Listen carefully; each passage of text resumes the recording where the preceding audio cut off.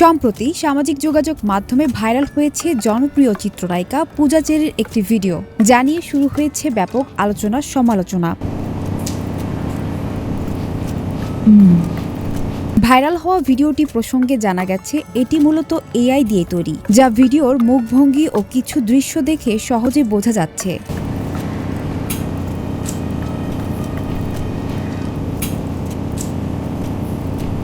এদিকে সামাজিক মাধ্যমে নেটিজেনদের অনেকেই মন্তব্য করছেন, নায়িকা পূজাকে হেয় করতেই এমন বিভ্রান্তিকর ভিডিও ছড়ানো হয়েছে। কেউ কেউ বলছেন প্রযুক্তির অপব্যবহার করে তার ভাবমূর্তি ক্ষতিগ্রস্ত করার চেষ্টা করা হচ্ছে।